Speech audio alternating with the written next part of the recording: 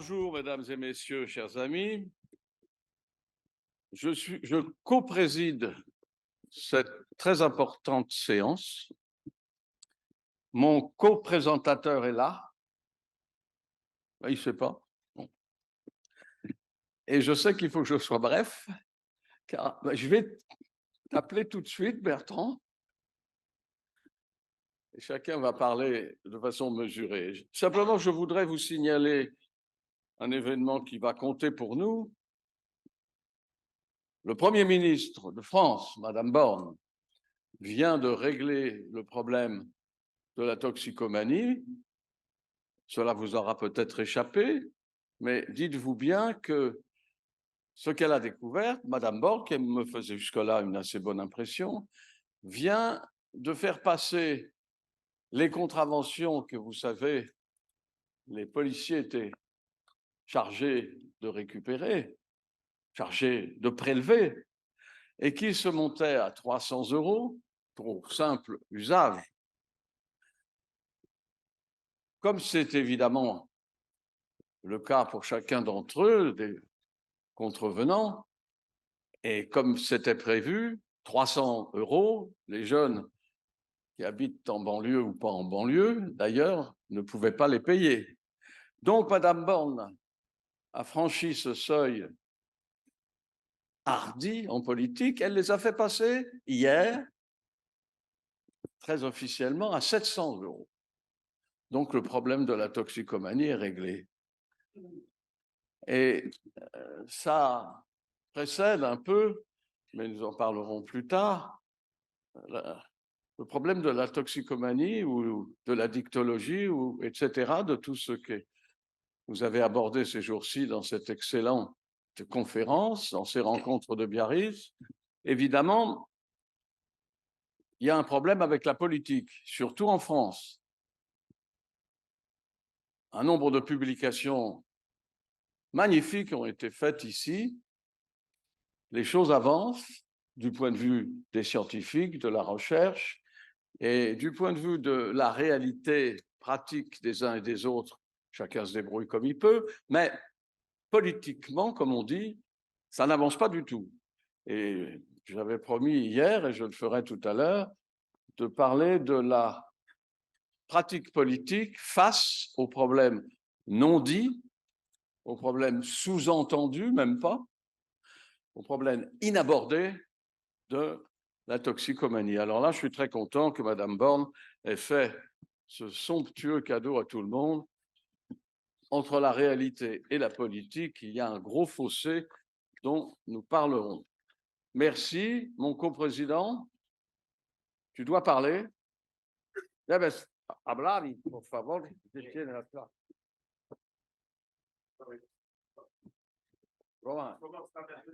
Hein? Ah oui, tu vas parler.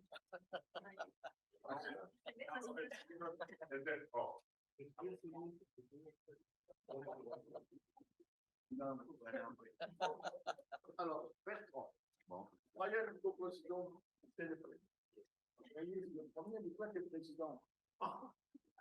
C'est marqué. Alors, je voulais vous parler des conventions internationales et de la manière dont sont classées les différentes substances.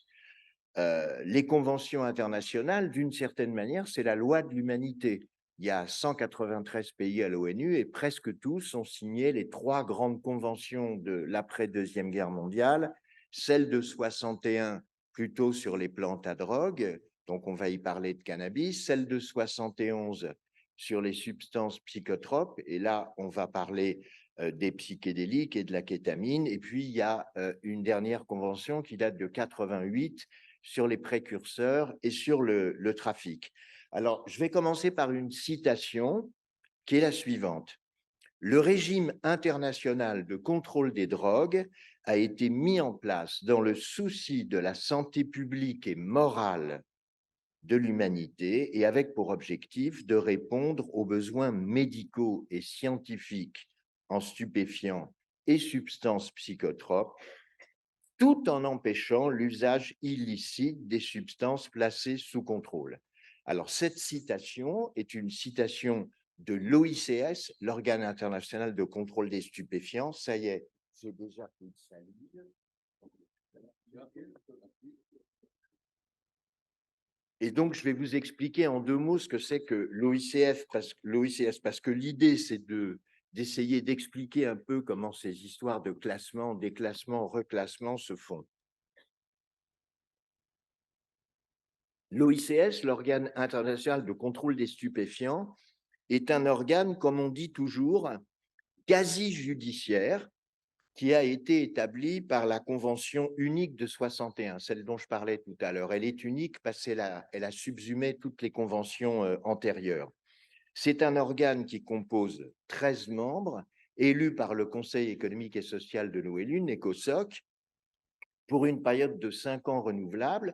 Ils ne représentent pas leur pays ou leur gouvernement, ils sont là au titre de leur qualité et ils veillent à la stricte application des conventions, et on peut dire sans esprit trop polémique, peut-être avec un zeste de polémique, que ce sont tous des prohibitionnistes convaincus et qu'à ma connaissance, on n'a jamais élu à l'OICS qui que ce soit qui soit lourdement en faveur soit de la réduction des risques, soit de la légalisation, je veux parler trop vite, d'une ou plusieurs drogues. Alors, comme vous l'avez vu, l'OICS évoque la santé publique, elle évoque aussi la santé morale. Alors, la santé morale, c'est quelque chose de plus compliqué à définir, je vais y revenir dans un instant, mais ce que je voudrais vous expliquer maintenant rapidement, c'est à partir de quel type de critères on va classer les différentes substances. Alors, dès le début, c'est-à-dire dès les premières conventions internationales, celles de La Haye en 1912, celles qui ont eu lieu à la SDN à l'époque de Belle du Seigneur, pour ceux qui l'ont lu, à Genève en 1925 ou en 1931, il y avait 2 grands critères. C'était la plus ou moins grande dangerosité des substances, d'une part, et d'autre part, est-ce qu'il y avait ou pas des applications thérapeutiques. Alors, pour donner 2 exemples qui sont assez caricaturaux, mais qui disent bien ce qu'ils veulent dire, la morphine a été classée comme stupéfiant, mais elle n'a pas été interdite à cause de son utilisation dans la douleur. En revanche, ça n'a pas été le cas de la cocaïne. Qu'est-ce qui s'est passé avec la cocaïne? La cocaïne, elle est isolée vers 1860. On commence à l'utiliser en médecine pour ses extraordinaires propriétés d'anesthésie locale dans les années 1880-85. Et elle bouleverse l'ophtalmologie et l'ORL. C'est très compliqué d'opérer un œil qui bouge. Et donc, cette anesthésique locale était formidable. Mais assez rapidement, on a découvert des substances qui avaient les mêmes propriétés d'anesthésie locale que la cocaïne, la lidocaïne, la xylocaïne, il y en a eu beaucoup, mais qui n'avaient pas ces propriétés psychoactives. Et pour cette raison-là, la cocaïne, qui était aussi classée comme stupéfiant, a été interdite par les conventions. Alors maintenant, quelles sont les 2 instances? Parce qu'il y a 2 instances principales qui jouent un rôle dans les histoires de classement. La première, c'est la commission des stupéfiants de l'ONU, ce que les Anglais appellent, je suis désolé, il y aura pas mal d'acronymes anglais, la Commission on Narcotic Drugs, la CND. Elle a été établie par le Conseil économique et social en 1946. Elle est composée de 53 États qui sont élus par l'ECOSOC. Donc 53 États, ça fait à peu près ça fait à peu près un quart des États qui sont représentés à l'ONU. Et la CND se réunit chaque année en mars à Vienne. Et j'ai eu la chance, en 2019, juste avant le Covid, d'assister à la CND de cette année-là. L'autre grand acteur, c'est une des grandes agences de l'ONU, c'est l'OMS, parce que l'OMS a un comité d'experts sur la pharmacodépendance. Alors en anglais, ça s'appelle l'ECDD, l'Expert Committee on Drug Dependence. Cet ECDD fait des recommandations qui sont ensuite soumises au vote des membres de la CND. Quand il s'agit de la Convention de 61, c'est à la majorité simple. Quand il s'agit de la Convention de 71, c'est à la majorité des 2 tiers. Et vous allez voir que cette histoire va se compliquer avec cette majorité des 2/3 sur la Convention de 71. Alors, j'avais des diapos qui montraient les 4 principaux tableaux et de la Convention de 61 et celle de 71, mais je vais essayer de vous résumer les choses plus simplement. Dans la Convention de 61, il y a 4 tableaux, mais il y a une ruse, c'est que les 2 tableaux qui sont les plus, j'allais dire, prohibitifs, c'est le tableau 1 et le tableau 4. Or, il s'avère que jusqu'à une date récente, le cannabis se trouvait en 1 et 4, c'est-à-dire drogue particulièrement dangereuse, sans aucune utilisation thérapeutique. Gardez ce point en mémoire pour dans quelques minutes. Et puis, il y a une deuxième, il y a les tableaux de la Convention 71. Là, ce n'est pas la même chose. On a 4 tableaux aussi, mais le premier, c'est les plus dangereuses, et puis de moins en moins dangereuses pour aller de 1 à 4. Alors maintenant, je vais essayer de vous raconter 3 histoires de tentatives de classement ou de reclassement, l'une qui relève du futur, mais la première porte sur une substance très intéressante qui est la kétamine. Vous savez que la kétamine, c'est un remarquable anesthésique. D'ailleurs, la kétamine a été considérée comme un médicament essentiel par l'ONU dès 1985. La kétamine est peu dépresseur respiratoire, ce qui veut dire qu'on peut l'utiliser dans des anesthésies générales sans avoir une assistance respiratoire complexe. Et donc, c'est une substance qui est très largement utilisée en chirurgie, en particulier dans les pays en développement. Il s'avère qu'à 3 reprises, en 2006, en 2012, en 2014, ce grand pays démocratique qu'est la Chine, avec le soutien de l'OICS, a demandé le classement de la kétamine dans le groupe 1, c'est-à-dire le plus contraignant, de la Convention de 71. Évidemment, la raison ou le prétexte de cette demande, c'était les utilisations récréatives de la kétamine. Mais il s'avère que l'OMS s'y est toujours opposée et que la kétamine n'a pas été classée.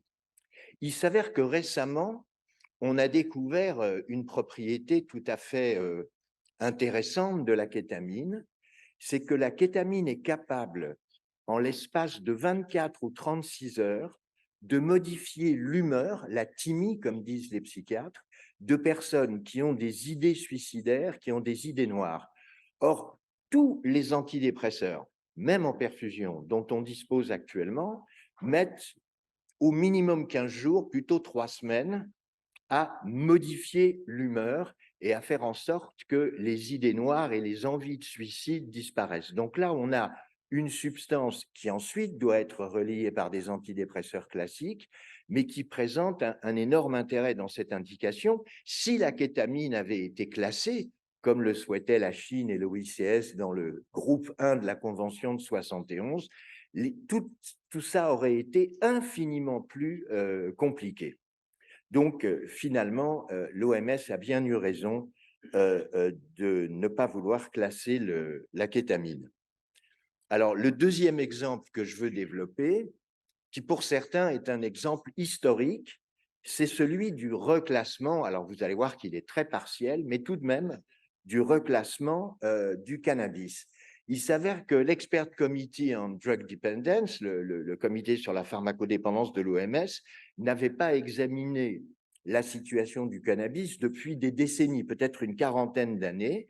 Mais finalement, en 2018, le directeur général de l'OMS a envoyé une lettre au secrétaire général de l'ONU en lui disant que l'OMS souhaitait que le cannabis soit sorti du groupe 4, ce serait plus facile s'il y avait des tableaux, mais du groupe 4 de la Convention de 61. En gros, que soient autorisées les utilisations du cannabis à des fins thérapeutiques.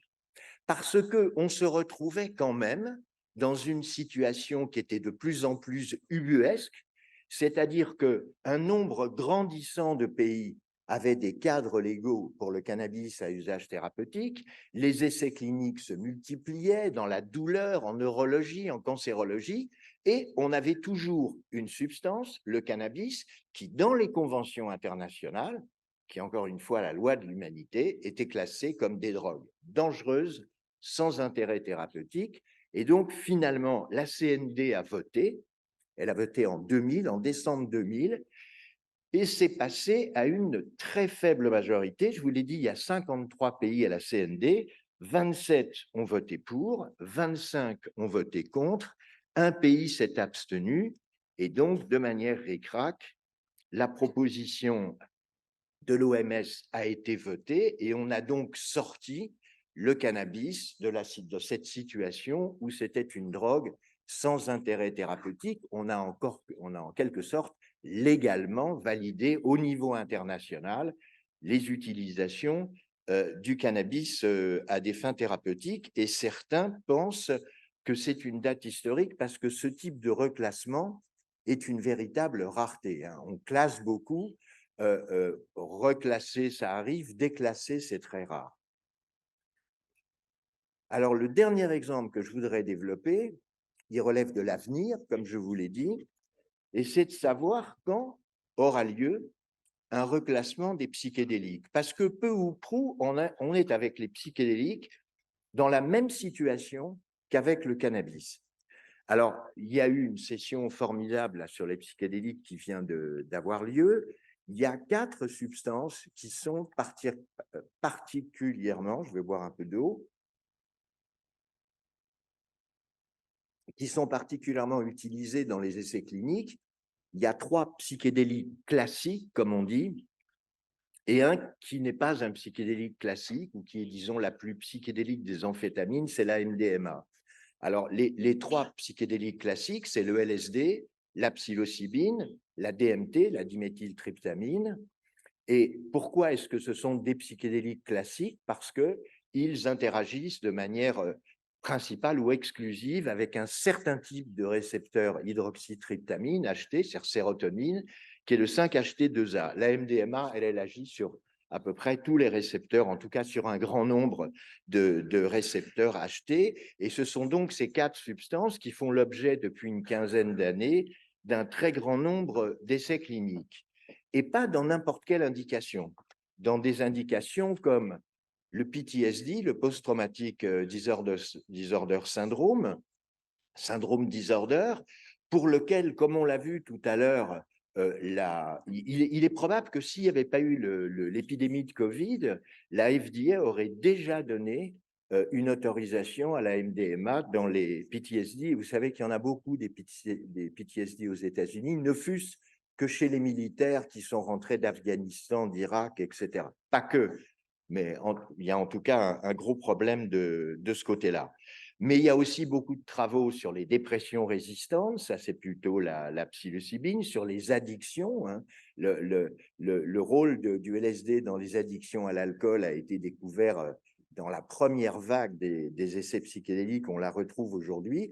Et il y a enfin une indication qui, moi, me semble être extrêmement importante, c'est la gestion de la fin de vie et la gestion, par exemple, d'annonces de maladies potentiellement mortelles à des personnes qui ne peuvent plus vivre que dans l'angoisse de la mort. Et on a beaucoup d'essais qui montrent que lorsque ces personnes consomment dans un cadre thérapeutique des psychédéliques, ils sont capables de jouir de l'existence et des plaisirs que l'existence donne pratiquement jusqu'au bout de leur existence.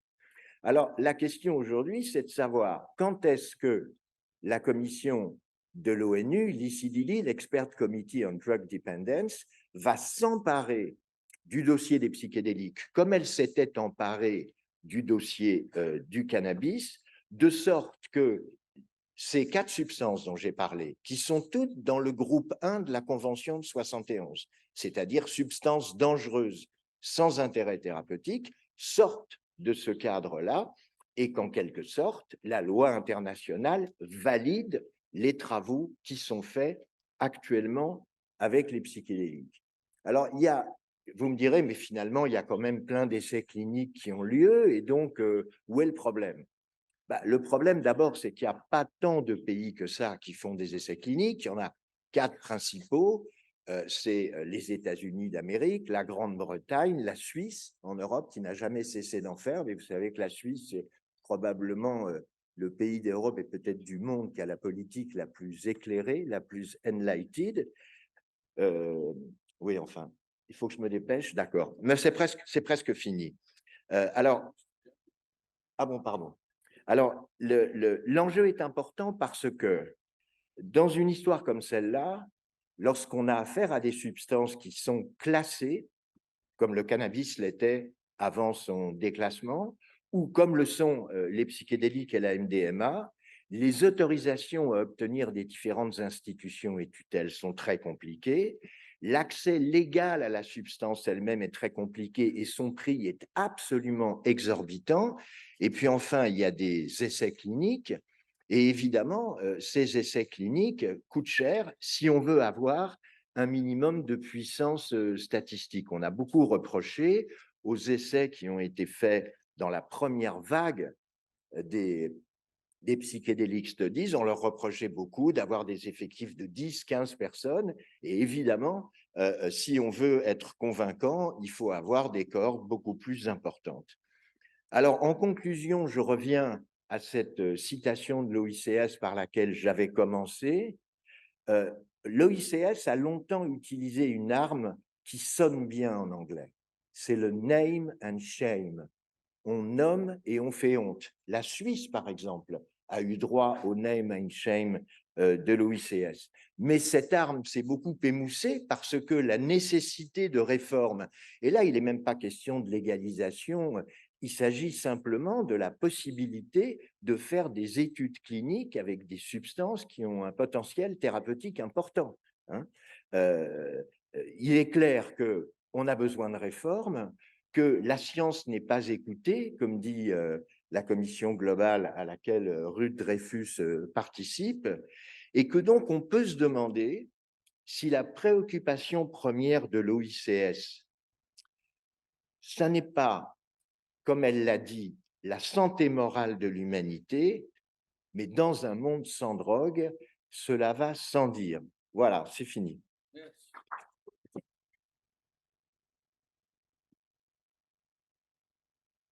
Ça fait mieux qu'avec des diapos. Merci, sympa Bernard.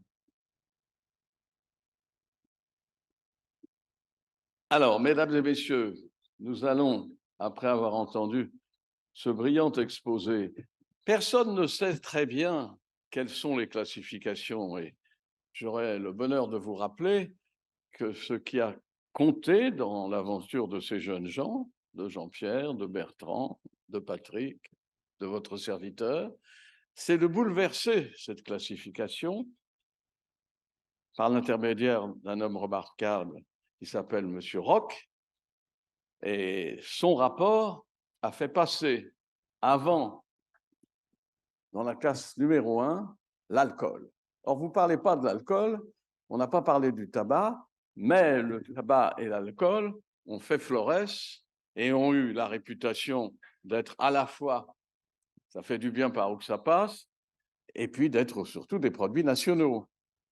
Et ces produits nationaux rapportaient beaucoup d'argent à l'État, si bien que la classification a été bouleversée par le rapport Roch, je vous en parlerai un peu tout à l'heure, et on s'est aperçu que parler de ce qui causait, occasionnait environ 50 000, on peut discuter si c'est un peu moins ou un peu plus, morts par an d'alcool et 75 000 de tabac, pouvait quand même compter comme des toxiques que l'on absorbait nationalement et avec fierté.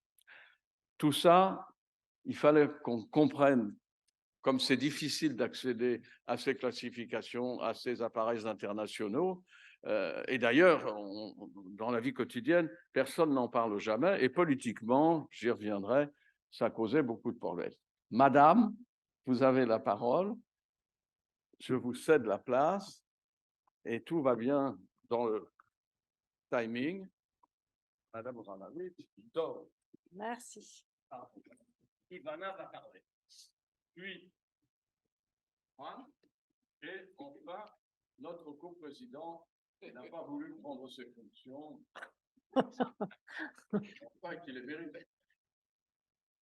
Bonjour à toutes et à tous. Donc, je vais vous présenter en avant-première quelques résultats d'une enquête qu'on a menée avec des politistes de l'Université Paris 1, Panthéon-Sorbonne et du Québec. Ah, c'est trop fort. Je vous casse les oreilles. Donc, c'est des premiers résultats qui vont être publiés dans un tendance de l'OFDT en novembre. Et qui portait sur ce que donne la légalisation du cannabis concrètement en Amérique du Nord, notamment du point de vue de la santé publique. Alors, un petit mot sur le périmètre de cette étude et la méthode. On a choisi 6 juridictions, 3 aux États-Unis, 3 au Canada, avec l'idée d'étudier et de comparer des modèles de régulation du cannabis qui soient assez différenciés.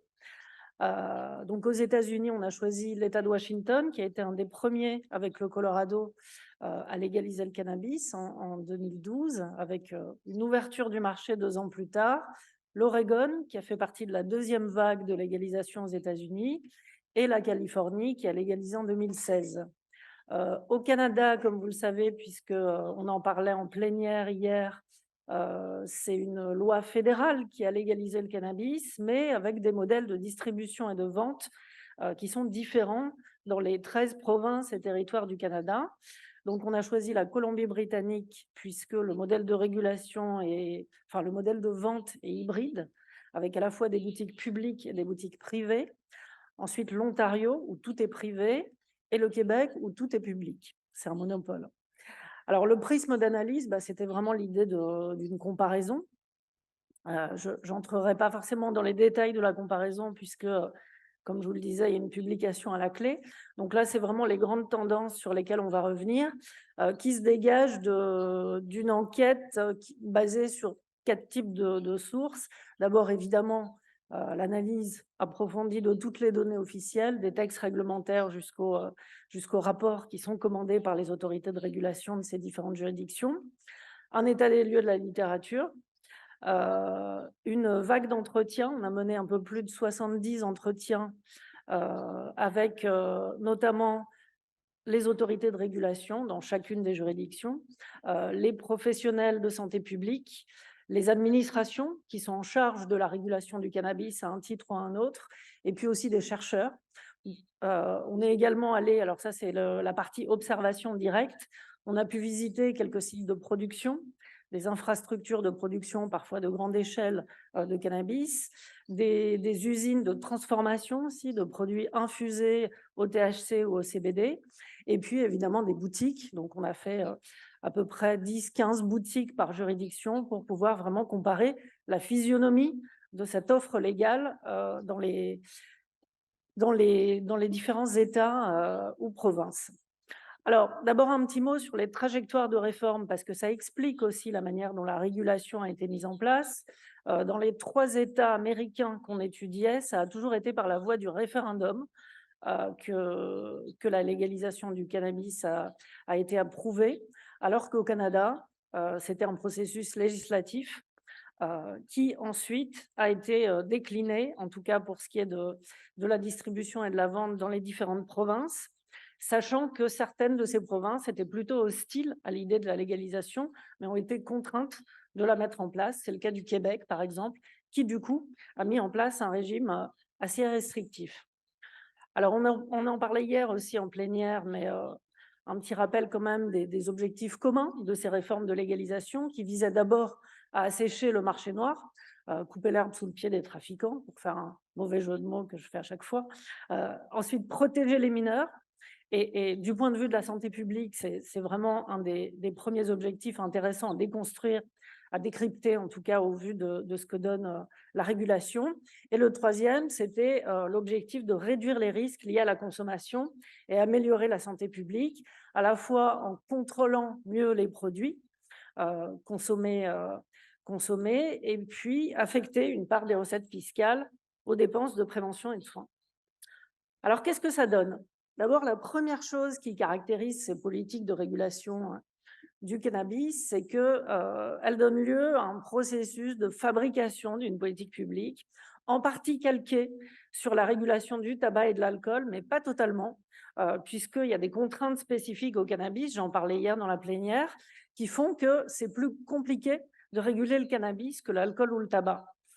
Par ailleurs, il y a tout un faisceau de contraintes qui pèsent sur cette régulation du cannabis. D'abord, le fait que ça reste interdit au niveau international. Bertrand le rappelait en détail tout à l'heure. Y compris, même si plus récemment, depuis 2020, la valeur thérapeutique du cannabis a été reconnue. Ça n'a pas été le cas pendant plusieurs décennies, en particulier quand les premiers États ont mis en place leur système de régulation. Donc, des conventions internationales qui sont contraignantes pour mettre en place un système qui, par exemple, permette aux banques de financer les entreprises du cannabis. Dans les premières années, les banques ont été très réticentes à soutenir les investisseurs du secteur du cannabis parce qu'elles craignaient d'être poursuivies pour blanchiment. Donc, on voit que très concrètement, ces conventions internationales prohibitives ont des effets. Il y a ensuite l'interdit fédéral qui persiste aux États-Unis, ce qui fait que les 23 États sur 50 qui ont légalisé le cannabis ont maille à partir avec cet interdit fédéral qui leur interdit, par exemple, d'exporter la surproduction légale de cannabis vers d'autres États à l'intérieur du même pays. Et puis, le troisième type de contrainte, c'est vraiment au sein de chacun de ces États, la place qui a été laissée aux municipalités qui ont la possibilité d'un opt-out, c'est-à-dire de se dégager de toute forme de mise en place de points de vente sur leur territoire ou d'infrastructures de production. C'est-à-dire que les municipalités ont cette prérogative de pouvoir interdire l'implantation de commerces ou de lieux de production de cannabis sur leur ressort. Le deuxième point, c'est que la santé publique est vraiment un enjeu parmi d'autres dans tous ces systèmes. Alors là, il faut clairement distinguer les différents États des États-Unis et le Canada, puisque au Canada, la production et les normes sanitaires en général sont contrôlées au niveau fédéral par l'autorité de santé, l'équivalent du ministère de la Santé, Santé Canada. Aux États-Unis, pas du tout. D'abord, il n'y a pas de contrôle fédéral, comme je viens de le dire. Et puis surtout, dans les autorités de régulation au niveau des États, la santé publique a une très faible place, c'est-à-dire qu'elle est au mieux consultée dans l'État de Washington, par exemple, mais parfois totalement absente de toutes les décisions qui se prennent pour réguler le cannabis. Alors, ce qui fait la différence dans la place qui est conférée à la santé publique, c'est vraiment le degré d'avancement vers un système privatisé avec une commercialisation qui est parfois confiée à 100% aux opérateurs privés. C'est le cas aux États-Unis. Ce n'est pas toujours le cas au Canada. Et cette idée de modèle business-friendly, c'est vraiment ça le curseur qui permet de distinguer les différents types de régulation. Le troisième point important, c'est les répertoires d'actions qui sont mis en œuvre pour réguler le cannabis.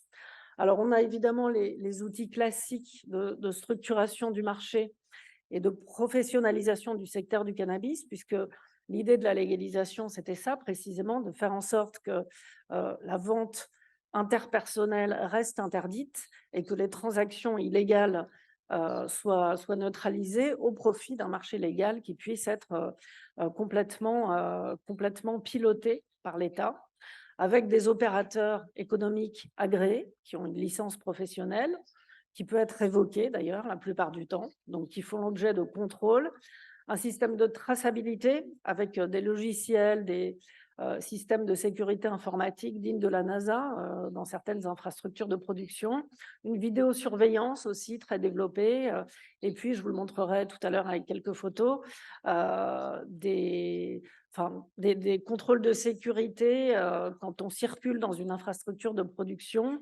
On a un badge pour entrer dans chaque salle de production ou de traitement du cannabis. Et évidemment, les employés de ces infrastructures sont contrôlés, ne doivent pas avoir d'antécédents judiciaires et sont soumis à toutes sortes de contrôles à l'entrée et à la sortie du travail. Le deuxième répertoire d'action, alors oui, dans les outils classiques, il y a aussi la fiscalité. J'en ai pas beaucoup parlé hier, mais c'est un point central, puisque comme pour l'alcool et le tabac, on parle au sujet du cannabis de fiscalité comportementale, c'est-à-dire l'idée d'avoir des taxes sur les ventes qui permettent de limiter les quantités consommées. Et ces taxes, elles sont très variables d'un État à l'autre. Aux États-Unis, par exemple, ça va de 10% dans le Maine, par exemple, à 37% dans l'État de Washington, qui est vraiment le plus restrictif aux États-Unis. Donc, vous voyez qu'on passe de 1,4 quasiment dans le niveau de taxation. Deuxième point sur les répertoires d'action, le profil de l'autorité de régulation. J'en parlais un petit peu hier, donc j'y reviens pas. Mais aux États-Unis, c'est souvent le département fiscal, puisque les attentes en termes de recettes fiscales étaient particulièrement importantes dans ce pays. Troisième point, les restrictions. Là aussi, je ne reviens pas. Vous pouvez retrouver le PowerPoint d'hier en replay, je pense. Il y a l'idée vraiment d'avoir un accès au marché très contrôlé pour les consommateurs, comme pour les opérateurs, avec des autorisations d'acheter et de consommer qui sont très confinées à certains espaces. Par exemple, aux États-Unis, longtemps, il n'y a pas eu de cannabis lounge, c'est-à-dire qu'on pouvait acheter dans les points de vente, mais on ne pouvait pas consommer sur place, par exemple. Maintenant, la Californie a mis en place des cannabis lounge, mais ce n'est pas le cas dans tous les États. Et au Canada, il y a un débat en cours là-dessus, mais pour l'instant, c'est confiné à des salons ou des événements particuliers liés au cannabis, mais ce n'est pas du tout généralisé. Donc, la question des lieux de consommation, elle demeure entière, puisqu'on peut acheter légalement le produit, mais les endroits et les circonstances de consommation sont relativement circonscrits. Le dernier point sur les répertoires d'action, c'est les sanctions pénales, c'est-à-dire que comme la légalisation du cannabis était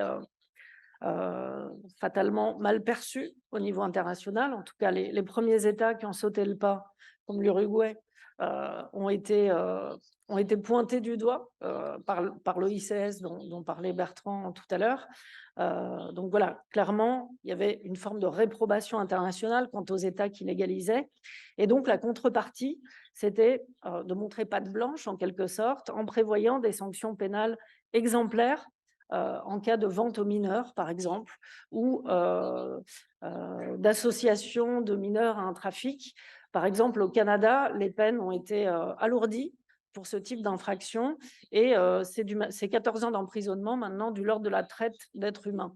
Donc on voit que c'est vraiment l'idée d'interdire encore plus qu'avec la prohibition l'accès aux mineurs, mais faciliter un accès contrôlé du cannabis pour les majeurs. Alors là, c'est une diapo que j'ai déjà montrée hier, donc je n'y reviens pas. Donc voilà, une petite série de photos pour vous montrer à quoi ressemble l'offre légale de cannabis, comment elle s'inscrit dans le paysage urbain en Amérique du Nord, donc avec un premier exemple dans l'État de Washington, à Seattle. Alors déjà, le premier point, c'est que c'est des magasins qui sont ouverts la nuit, ce qui n'est pas le cas au Canada. En tout cas, pas aussi longtemps, enfin pas aussi tard dans la soirée. Donc vous voyez que c'est des devantures de magasins qui sont assez sobres, qui ne sont pas particulièrement incitatives, avec même une information sur l'âge autorisé sur la boutique de gauche. Uncle Ike's, donc là vous avez l'exemple du premier magasin de ce qui est devenu une chaîne qui s'est implantée dans un quartier en gentrification de Seattle, avec un balai incessant de voitures qui viennent s'achalander. Et ce qui est spécifique aux États-Unis, c'est vraiment les contrôles d'identité à l'entrée qui sont systématiques, quel que soit l'âge qu'on a, même quand il n'y a pas de doute sur le fait qu'on a plus de 21 ans, on doit quand même montrer une pièce d'identité. Là, on passe dans l'Oregon, à Portland, dans un quartier aussi en pleine gentrification. Donc, vous voyez, une boutique relativement insoupçonnable à gauche, si ce n'est la feuille de cannabis, et à droite, un exemple de ce qu'on voit fleurir comme type de jeu avec les interstices de la loi dans l'Oregon, puisque c'est une enseigne qui s'appelle Gnome Grown, qui joue sur la confusion avec la culture à domicile et donc le côté bio, circuit court de la production de cannabis, et qui est aussi un clin d'œil aux enfants, aux jeunes, aux mineurs, à travers une figure de gnome qu'on retrouve un peu partout autour de l'entrée de cette boutique. Et en Californie, troisième exemple, des boutiques qui ont pignon sur rue, dont on ne soupçonne pas toujours qu'elles sont liées au cannabis. Vous ne voyez pas la couleur verte, par exemple. Donc, si on n'avait pas l'enseigne Cannabis Company à gauche, on ne saurait pas forcément que c'en est. À droite, dans le quartier gay de Castro, à San Francisco, vous voyez le code couleur du milieu LGBTQI.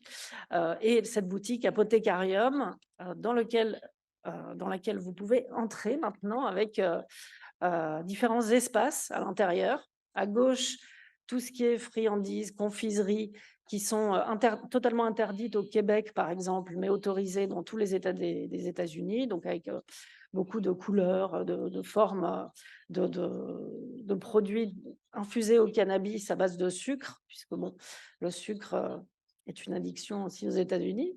À droite, une série de produits cosmétiques avec un espace plus cosy, salon, où on trouve d'ailleurs des profils d'usagers qui sont assez différents de ceux qui sont dans la zone gummies.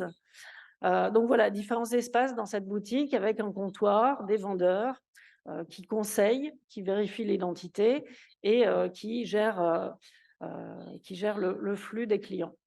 Là aussi, un exemple, à gauche, des boissons qui sont infusées au cannabis, à droite, du chocolat, des pastilles à la menthe.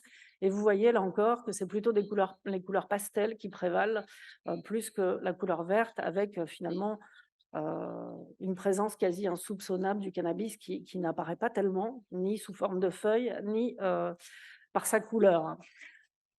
Toujours aux États-Unis, donc c'est l'intérieur de la boutique Nectar que je vous montrais tout à l'heure dans l'Oregon. Donc les produits sont très classés, une offre diversifiée, classée par catégorie. Donc vous voyez ici les produits alimentaires à gauche, les cartouches de vapotage à droite, avec toujours beaucoup de choix, des couleurs, un marketing également.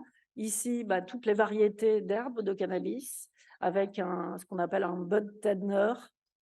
Un bud tender, c'est-à-dire comme un caviste en fait, qui vous conseille suivant les arômes, les saveurs que vous recherchez dans le cannabis. Et puis à droite, les joints pré-roulés, qui sont un segment du marché qui a progressé particulièrement vite et qui s'adresse plutôt à des consommateurs, soit qui n'aiment pas rouler, soit qui n'ont pas l'habitude de rouler, donc avec évidemment l'idée d'élargir les clientèles. D'accord. 2 minutes. Donc, je termine sur ce jeu avec les ambiguïtés de la loi. Je vous le disais, aux États-Unis, comme au Canada, la protection des mineurs était quand même au centre de la réforme. Mais il y a à chaque fois une offre qui se développe et qui multiplie les clins d'œil aux mineurs. Donc, vous voyez ici une petite maison qui ressemble aux maisons de dessin animé, des arcs-en-ciel, des promotions qui sont totalement interdites là aussi au Québec et dans la plupart des provinces du Canada. Bref, des appels du pied aux jeunes et aux mineurs. Vous voyez qu'Harry Potter, par exemple, est devenu Harry Pothead à droite. Pot, c'est le cannabis au Canada. Donc voilà, toute une série de références. Et puis juste pour vous dire, parce qu'on a tendance à croire qu'aux États-Unis, c'est un peu le Far West, il y a quand même des États plus précautionneux que d'autres, l'État de Washington notamment, où la vente de cannabis en bocaux, c'est-à-dire des fleurs de cannabis visibles, est totalement interdite. Donc c'est dans les boutiques, vous voyez plutôt des descriptifs précis de ce qu'il y a dans l'espèce de cannabis, enfin la variété de cannabis que vous allez acheter. Je passe très vite pour arriver au petit contraste avec le Canada, des boutiques où la devanture est voilée, c'est-à-dire que de l'extérieur, les mineurs ne doivent pas voir que c'est un magasin de cannabis, si ce n'est qu'évidemment, quand il y a cannabis dans le nom de la boutique, c'est un peu un secret de polichinelle. Et puis, les consommateurs ne peuvent pas toucher ni humer les produits. Donc, il y a toute une série de stratagèmes qui sont mis en place pour valoriser les produits sans qu'ils soient palpables, si je puis dire, par les consommateurs. Du côté des producteurs, ça donne ça, des infrastructures de production qui s'étendent à perte de vue, avec différents types de salles, d'éclairage, de ventilation et d'humidification. Ce qui est intéressant à voir, c'est le niveau des plantes. Vous voyez qu'on est vraiment dans un processus de standardisation des produits du marché légal, puisque les plans sont tous à la même hauteur quand on passe d'une salle à l'autre. Et puis la mécanisation est en marche aussi avec la légalisation, puisque vous avez ici la première machine à rouler des joints, la Juana Roll, sachant que donc tout ça est paramétré, monitoré, avec tous les moyens de l'informatique, si ce n'est qu'il y a 10% des joints qui sortent avec une forme de malfaçon, vous le voyez en haut, et donc ça nécessite une main-d'œuvre ouvrière, peu qualifiée, parfois clandestine, qui a des objectifs de production, c'est ce que vous voyez sur le tableau derrière. Donc voilà, le système capitaliste américain joue à plein aussi sur la manière dont se développe le marché du cannabis. Un dernier point sur la publicité, qui est totalement interdite en Uruguay, mais dès lors qu'elle est autorisée, on voit différents jeux avec la règle et la loi, avec des choses intéressantes à observer aux États-Unis. Enfin, d'habitude, la publicité met plutôt l'accent sur l'innovation, la nouveauté des produits qui sont proposés. Là, c'est tout le contraire, c'est plutôt l'idée de normalisation qui est valorisée. Donc, vous voyez que Stoner, Camé est barré sur ces affiches publicitaires de la marque MedMen, qui joue à la fois sur le clin d'œil à la série Mad Men, mais aussi sur le côté médical. Et donc, Camé a été barré pour être remplacé par une profession ordinaire, entrepreneur, agent de police ou designer. Bon, quand même, un dernier point, parce que c'est un peu récréatif. Sur les codes et les célébrités qui sont employés dans la promotion des produits du cannabis, donc une gamme qui fait référence à Bob Marley, la marque de Snoop Dogg qui vient de sortir là, des snacks infusés au cannabis, et à droite, Mike Tyson qui a investi dans le cannabis et qui a sorti des confiseries en forme d'oreille, en clin d'œil à ses exploits sur le ring de morsure de son adversaire. Dernier mot de conclusion. Hop. Oui, voilà, juste là. Sur le fait que c'est des politiques publiques nouvelles qui visent la transition du marché noir vers le marché légal, avec, dans la troisième vague de légalisation aux États-Unis, un nouveau type de registre de plaidoyer qui tient à la réparation des injustices liées à la guerre à la drogue, qui avait été lancé par Nixon dans les années 70, l'idée d'avoir des programmes de discrimination positive qui fassent entrer justement les minorités socio-ethniques qui avaient été particulièrement touchées par la guerre aux drogues, par les interpellations et les incarcérations, les aider à investir ce marché et donc limiter le coût d'entrée en leur donnant des aides, notamment pour se convertir au marché légal. Et puis, le dernier point sur cette diapo, les nouveaux enjeux pour les politiques publiques en termes de protection des populations. Ce qu'on voit quand même à ce stade, c'est que le levier fiscal est essentiel pour orienter le type de régulation qui va être mise en place et les effets qu'on observe aussi. C'est-à-dire que dans les États où on a des niveaux de taxation élevés sur le cannabis, on voit que les niveaux de consommation progressent beaucoup moins. Donc ça, c'est quand même un résultat intéressant et vraiment concluant de cette étude. Et l'autre point, c'est les effets environnementaux qui sont encore sous-estimés, mais qui maintenant prennent de la place dans le débat public aux États-Unis comme au Canada, avec l'idée que la culture du cannabis à l'échelle industrielle peut devenir un problème en termes d'effets environnementaux. Donc c'est une thématique dont on va pas mal entendre parler dans les années qui viennent. Voilà, je m'arrête là. Merci beaucoup.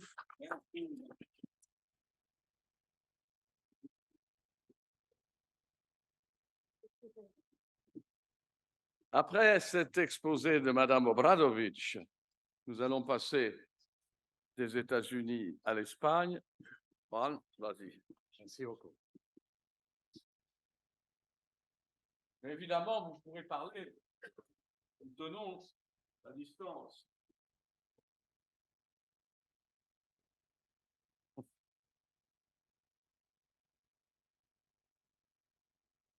Merci beaucoup pour. C'était un plaisir ici, c'était ici. Merci beaucoup. Autrefois, Jean-Pierre Kaitz et son équipe. C'est un plaisir d'être ici chaque année, non, mais 2 années. Et je vais faire la présentation en espagnol. La réduction de daños en Donc, la réduction de risque en Catalogne est une politique en constante évolution. Alors, sûrement, dans cet après-midi, Pato va vous parler de l'histoire, de l'historique de la réduction de risque. Mais je tenais à vous montrer ce transparent.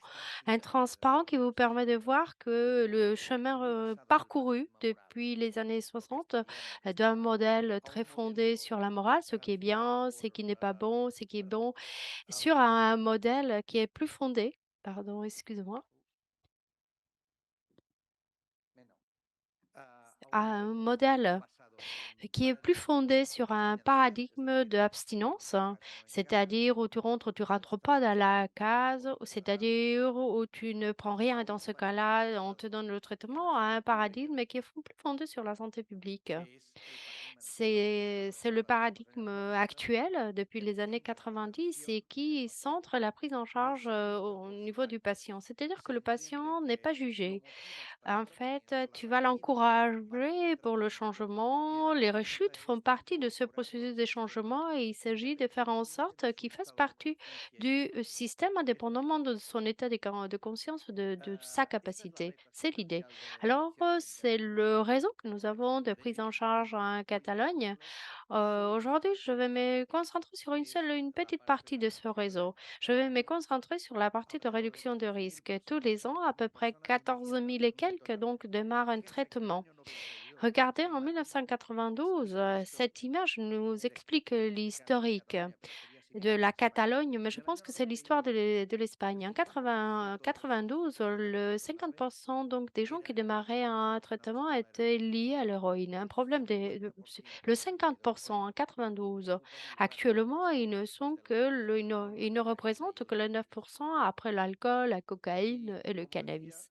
Et je vais me centrer sur notre modèle de réduction de dommages, un modèle qui nous a occupés pendant très très longtemps avec quelques éléments qui me paraissent essentiels. D'abord, connaître exactement quels sont les espaces de consommation et de trafic pour pouvoir intervenir rapidement avec des équipes d'information, éducateurs sur les espaces de consommation. En deuxième lieu, les centres de réduction de risque, ce que nous appelons les centres de café chaud, c'est-à-dire des espaces de confort, des programmes de prévention pour le overdose, accès au traitement de le virus C, l'éducation pour la santé, un endroit qui accueille, un endroit pour l'écoute.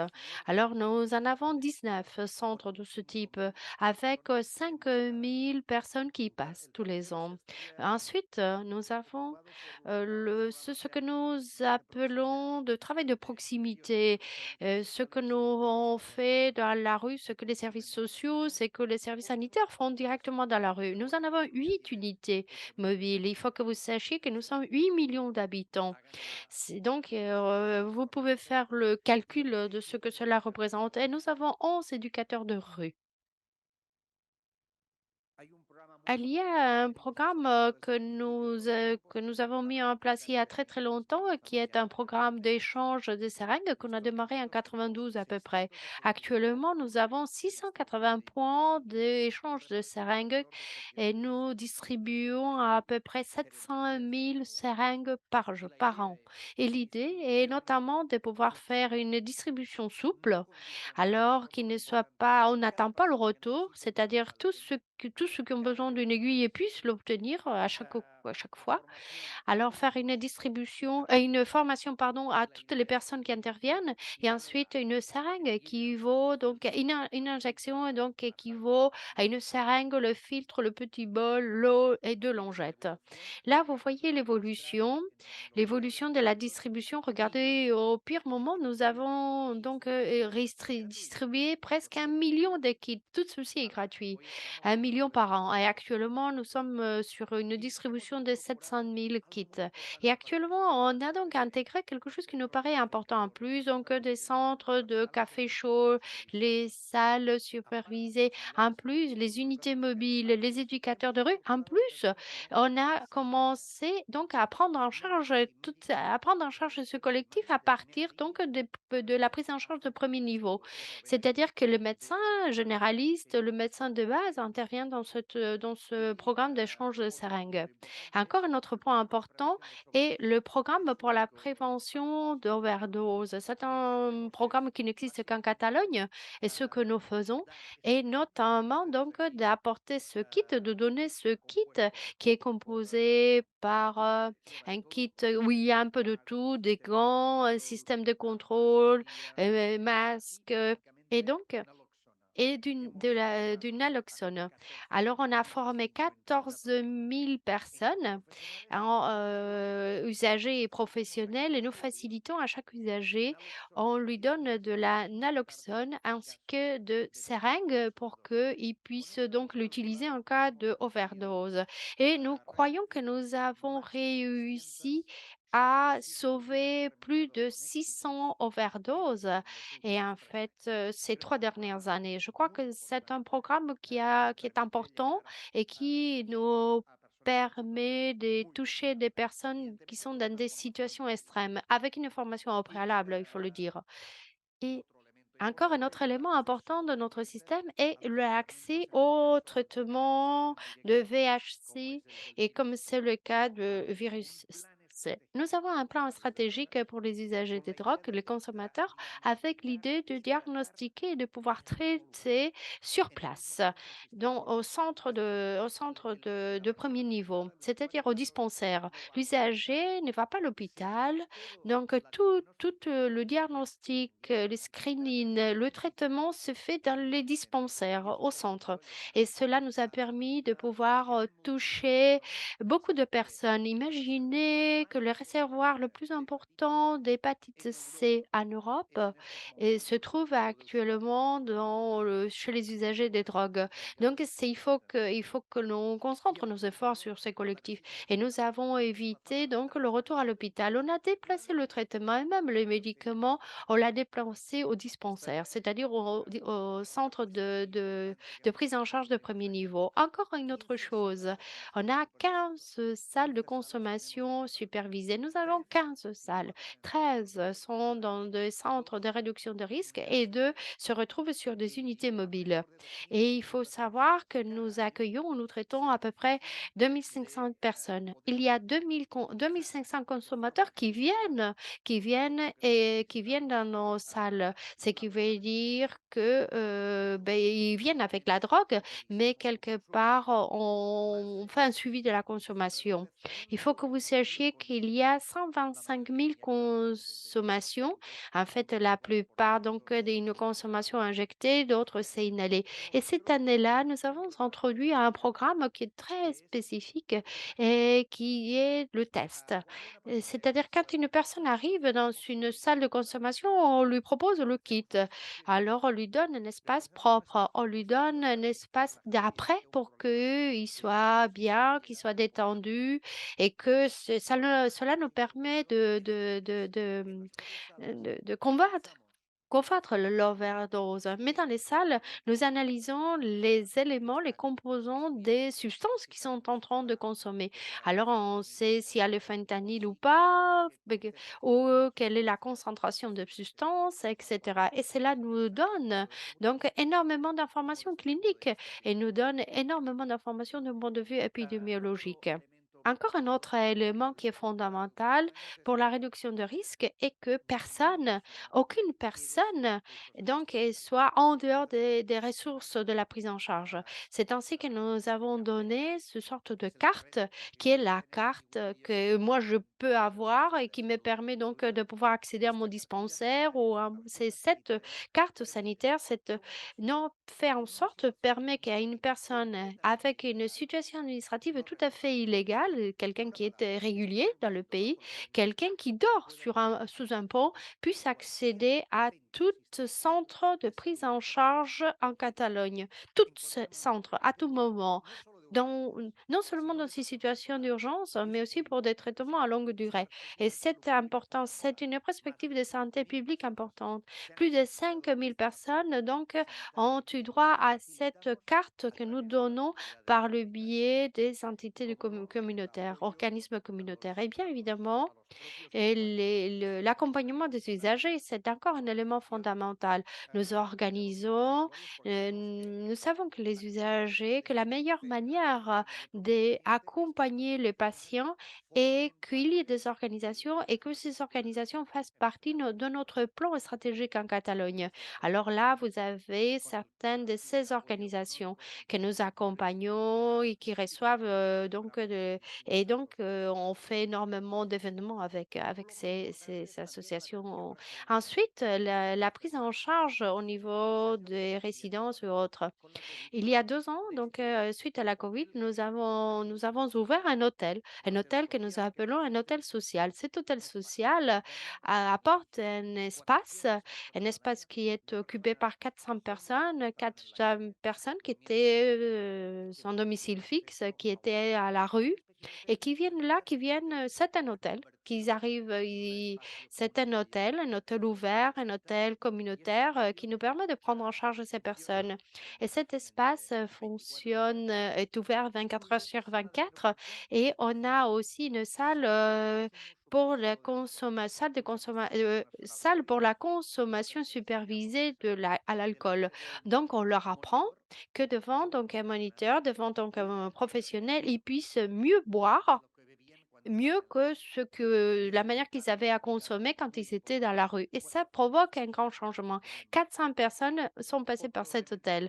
Encore un autre élément est vraiment lutter contre le vieillissement de personnes, que ce soit le vieillissement avec les traitements ou un vieillissement prématuré chez les consommateurs. Et nous travaillons là-dessus, nous faisons des études pour voir un peu quels sont les troubles, ce qui apparaît avec l'âge, pour voir qu'est-ce que nous pouvons leur proposer, qu'est-ce que l'on peut proposer comme diagnostic et comment est-ce que nous pouvons accompagner cette population. Il faut que vous sachiez que le 70% des personnes qui commencent un traitement ont plus de 50 ans. Ce qui veut dire que dans très peu de temps, nous allons avoir plus de 8000 personnes en traitement de méthadone et qui auront plus de 65 ans et qui seront donc dans des EHPAD et autres et ils ne seront pas les traités. C'est pour cela qu'on a mis en place ce projet, ce programme. Donc le sexe, on l'a vu. Alors, c'est vrai que l'utilisation sexualisée, l'utilisation des drogues dans les relations sexuelles, et surtout dans des grandes villes, Barcelone est une grande ville et on a vu l'augmentation accrue d'amphétamines, de méthamphétamine, pas avec la cocaïne et tous les autres, mais de la méthamphétamine lors des relations sexuelles dans des clubs, centres, espaces de sexe entre hommes. Et là aussi, nous avons conçu une stratégie de poids, c'est-à-dire une structure de prévention, de prise en charge pour pouvoir accompagner ces situations. Imaginez que le 20% ils font du slamine avec la consommation de ces méthamphétamines. Et finalement, je voulais me référer et depuis un certain temps, on essaye de voir comment est-ce que on peut élargir les agonistes opioïdes, des opiacés. Regardez, c'est le nombre de personnes que nous traitons avec des substitutifs, avec des agonistes de substances des opiacés. 7000 personnes en tout. Les 90%, donc, on consomme de la méthadone et il y en a d'autres que c'est de la buprenorphine. Mais regardez, depuis 1991, vous savez quel est l'éventail de pharmacologique que nous avons pour traiter, stabiliser les usagers des drogues? Vous les avez là. C'est-à-dire depuis l'autorisation en 91 des programmes avec méthadone, donc de 1991 jusqu'à aujourd'hui, nous avons eu la méthadone, ensuite la buprenorphine, ensuite buprenorphine avec naloxone et actuellement, nous avons donc la buprenorphine à action prolongée et c'est tout. L'éventail s'arrête s'arrête là. Alors, quelque part, nous avons lancé quelques réflexions autour de ce sujet. Alors, des personnes qui ne peuvent pas abandonner la consommation. Oui, j'arrive, je finis. Oui. Oui, je fais que la moitié. Je vais parler la moitié des autres. Alors, je reviens à mes moutons. Alors, il y a beaucoup de gens qui ne peuvent pas abandonner la consommation, qui ne peuvent pas s'en défaire. Nous avons des salles de consommation où nous proposons tout, sauf ce que la personne recherche, ce que l'usager recherche, et qui est l'héroïne ou la morphine ou autre. Et alors, on se demandait pourquoi on ne va pas un peu plus loin et on couvre aussi ce domaine. Et dans ce sens, on voit que les personnes qui consomment, qui sont traitées dans nos centres, sont plus instables, ont et sont plus vulnérables, ont des risques plus accrus et une situation sociale qui est bien pire que les autres usagers des drogues. Les 68% des personnes qui sont en traitement et les 48% des personnes qui sont actuellement en traitement ont accueilli aux salles, sont passés par les salles. Donc, il y a quelque chose qui ne marche pas. Donc, on se demande pourquoi ne pas faire le traitement avec acétylmorphine. Il y a tout un positionnement favorable des traitements à l'héroïne par la part donc des Nations Unies ces dernières années.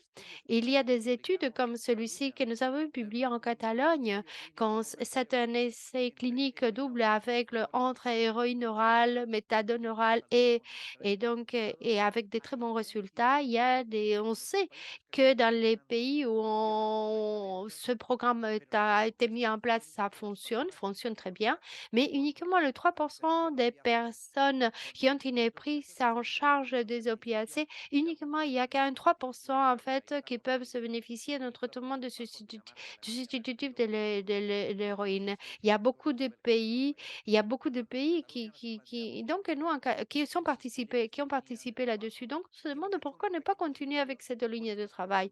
Et on a fait donc une étude, personnes qui ont un traitement de substitution avec des doses supérieures à 60 milligrammes par jour, les 3 derniers mois, c'est la dose minimale thérapeutique.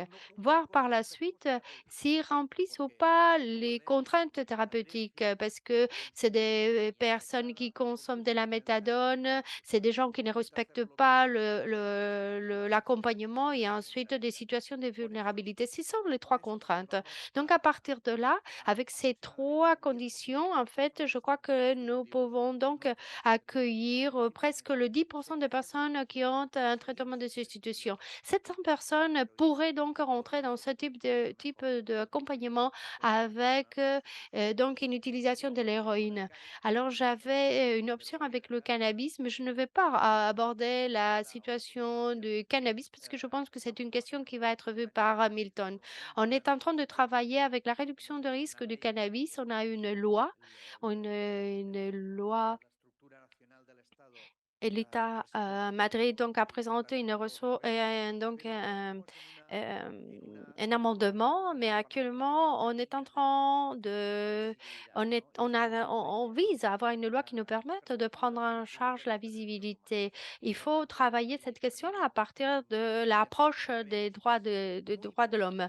Il est très important de pouvoir, jouer à ces 2 niveaux-là, c'est-à-dire la santé publique et les droits de l'homme est comme étant un binôme qui va nous permettre quelque part de prendre en charge un groupe que nous ne pourrions pas prendre en charge si on ne travaillait pas à partir de ce double approche. Merci beaucoup.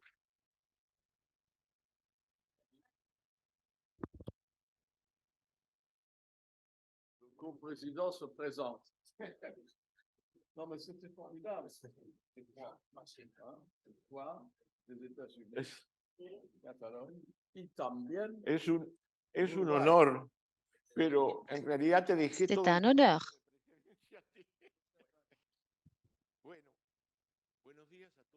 Bonjour à tous et à toutes. C'est un honneur, comme je l'ai dit, pour moi que de partager ce panel.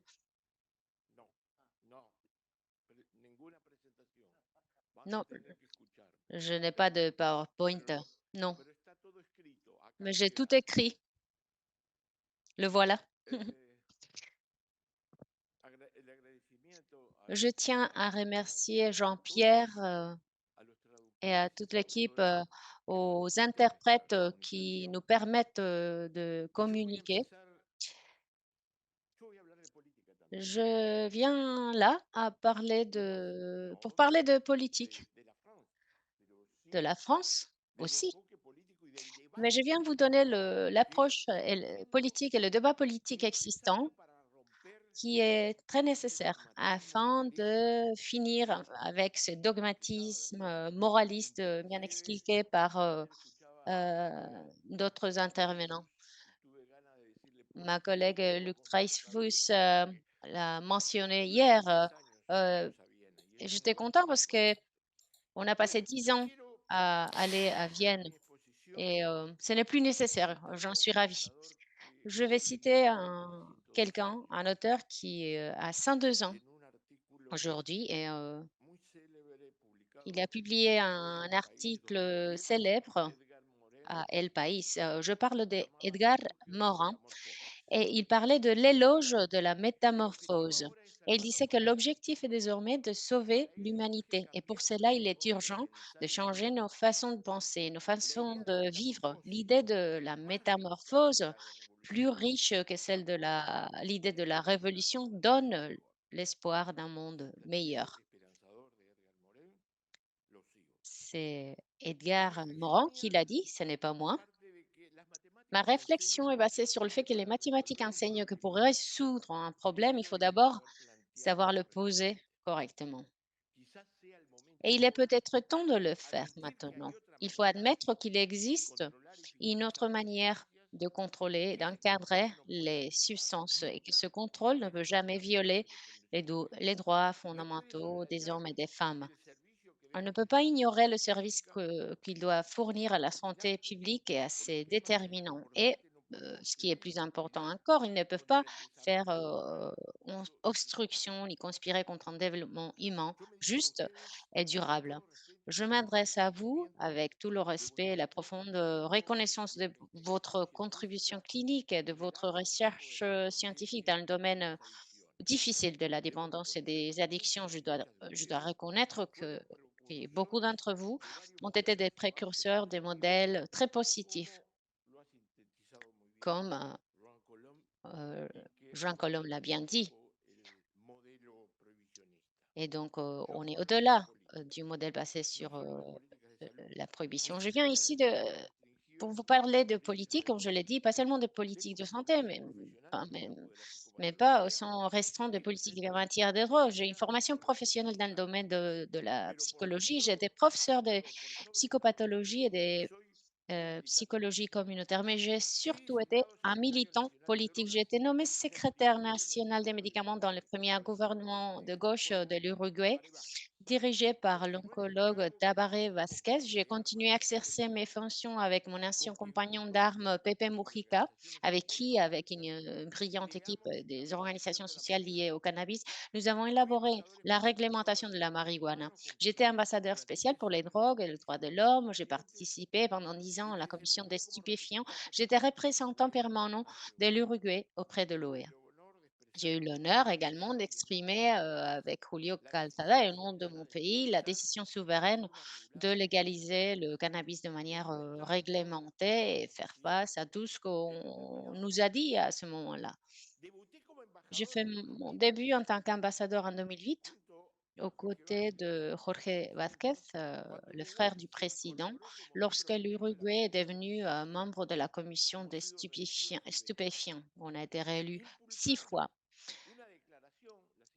Nous avons effectué une déclaration qui, à l'occasion du 60e anniversaire de la Déclaration universelle des droits de l'homme, a proposé l'harmonisation des instruments relatifs aux droits de l'homme avec le contrôle international des substances. C'était une bataille politique et diplomatique très dure, très difficile, qui était sur le point d'échouer jusqu'à ce que nous avons affirmé que pour la première fois, nous demanderions un vote nominatif. Je pourrais donc affirmer avec, fierté que j'ai pu terminer ce cycle, en tant que chef de la délégation uruguayenne, pardon, à l'UNGAS 2016, où, un bloc, latino-américain qui avait déjà coordonné, le système interaméricain, l'UEA, a pu faire des légers, avancées, progrès vers un nouveau consensus mondial sur cette, question. Pour, paraphraser Edgar Morin, il s'agissait alors de trouver non pas une solution définitive au problème de la drogue, euh, tout en promouvant un monde dystopique sans drogue, mais toute une série d'idées qui peuvent constituer le début d'une métamorphose qui a pour axe le développement humain juste et durable, le respect sans restriction des droits de l'homme et la préservation de la santé publique. Peut-être que le problème de la drogue n'a pas été bien posé. On est toujours sous l'alerte. Il y a de nombreuses campagnes abusives et addictives. Peut-être que l'interdiction ou la légalisation est un faux dilemme et que la clé, la vraie clé du problème ne soit pas là parce qu'il y a des interdits qui sont nécessaires, c'est-à-dire dans le marché du tabac, ça a été paradigmatique. Euh, la substance n'a pas été interdite ou criminalisée. L- la substance est seulement interdite dans un lieu public. Enfin, on a régularisé le marché accompagné des fortes taxes. Je vous invite donc à regarder euh, les documentaires de HBO, Le crime du siècle ou à Netflix, Médecine létale. Ou peut-être une série qui s'appelle Stardopsic. Parce que là, vous allez voir que l'oxycodone, promu par des laboratoires qui n'existent plus, comme Purdue Pharma, euh, avec une pratique corrompue de la FDA, du ministère de la Santé, du ministère de la Justice, ils ont donné libre cours à la promotion des vendeurs qui affirmaient que l'oxycontin ne crée pas de dépendance. Vous pouvez le voir, hein, c'est extraordinaire. Ces séries le reflètent très clairement.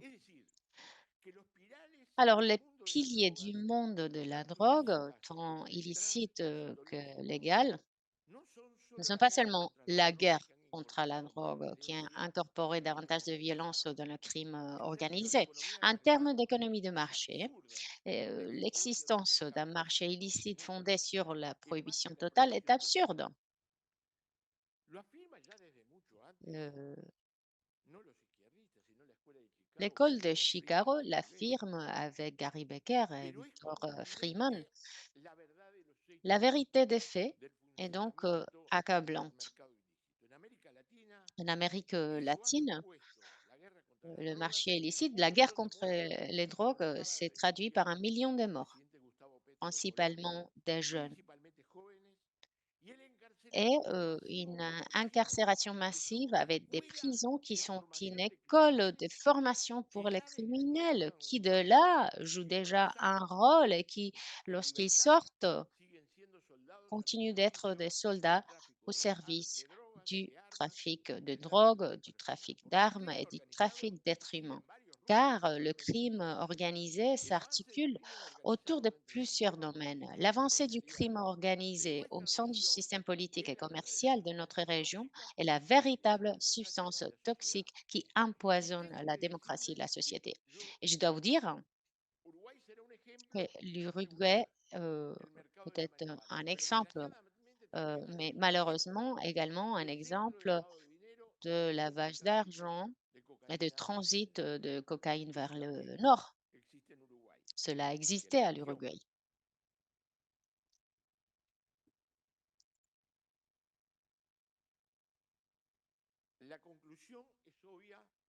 Ma conclusion est claire, est évidente et pénible. L'épine dorsale du crime organisé est toujours vivante et finance et profite de toutes sortes d'éléments. Donc, il faut il faut que le marché soit régulé. Parce que c'est le crime organisé qui régule ce marché avec les agences répressives. Il faut, et bien sûr, je ne suis pas opposée, ce serait ridicule au fonctionnement de l'économie des marchés. Je postule seulement que c'est ce qu'ont compris les dirigeants les plus lucides, les économistes des politiques, même libéraux. Ils ont compris que la régulation est au service d'une économie saine, capable de se projeter et de gérer le risque des crises comme celle survenue en 2008, par exemple.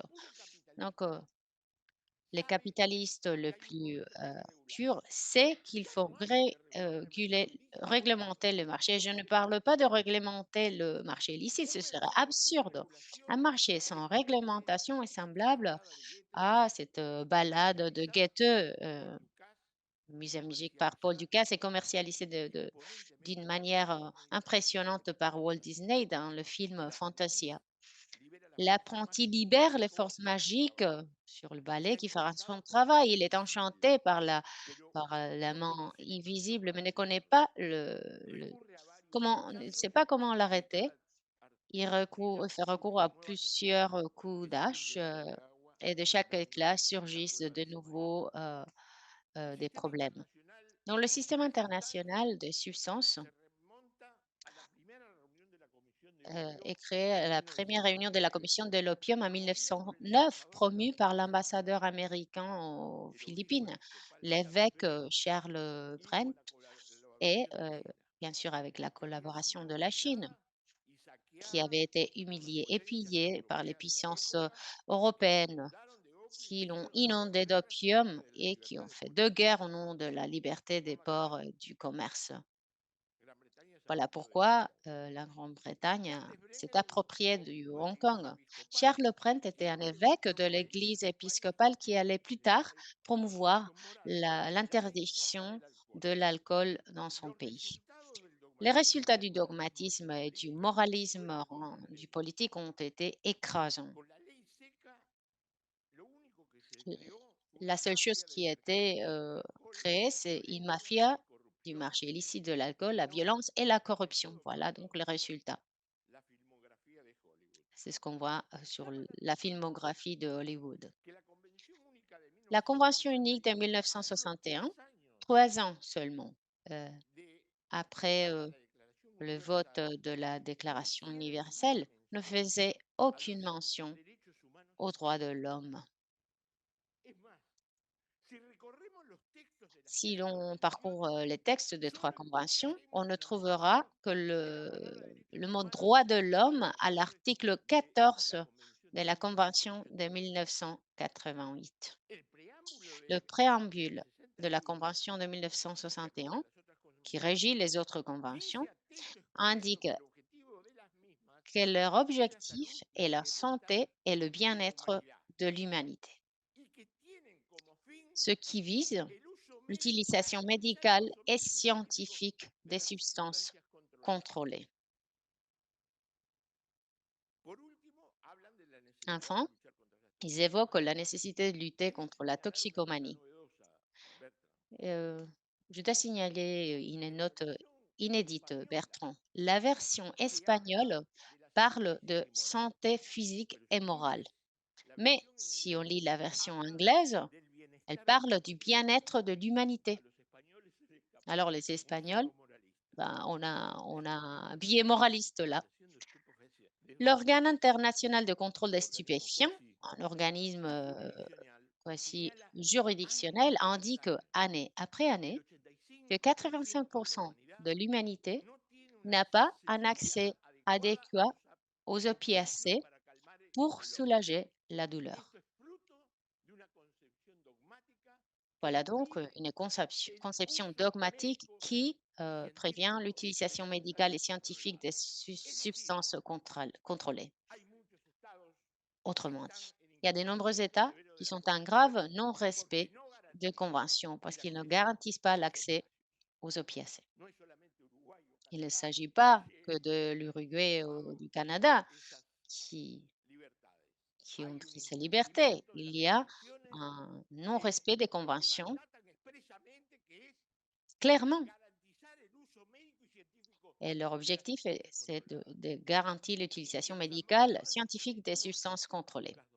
Alors, parmi les avances positives de l'UNGAS 2016, il y a le fait que nous avons réussi à impliquer plusieurs agences des Nations Unies. Parmi le programme des Nations Unies pour le développement, les PNUD, qui a présenté un excellent document que je vous recommande, Politique de contrôle des drogues et développement humain.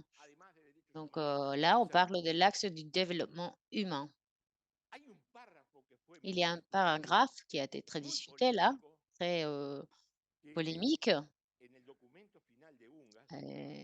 sur le document final de l'UNGAS. Je tiens à dire que les Nations Unies ont eu 30 séances spéciales de son assemblée générale et 3 d'entre elles, en 80, 98 et 2016, dédiées au problème des drogues. En 2016, on a avancé d'un petit pas, un tout petit pas. Et donc, ce paragraphe indique on reconnaît qu'il existe des défis persistants, des nouveaux défis, des défis changeants qui doivent être affrontés en conformité avec les dispositions des 3 traités de fiscalisation internationale des drogues, qui offrent aux États une, une flexibilité nécessaire pour appliquer des politiques nationales en matière de drogue concernant leurs priorités et leurs besoins en conformité avec les principes de la responsabilité commune et partagée. Et donc, il s'agit d'un paragraphe qui a été très discuté. Et il y en a qui disent ceci, cela, mais moi je dis ici, on admet quelque part il faut une flexibilité suffisante pour prioriser les questions nationales.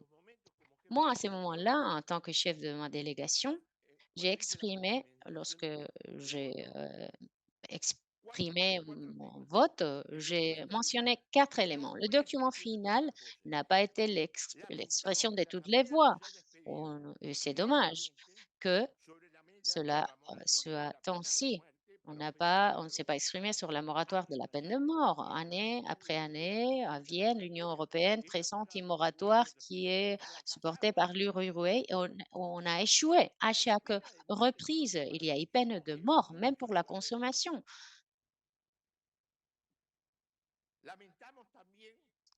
C'est très dommage. Et c'est dommage que il n'y a pas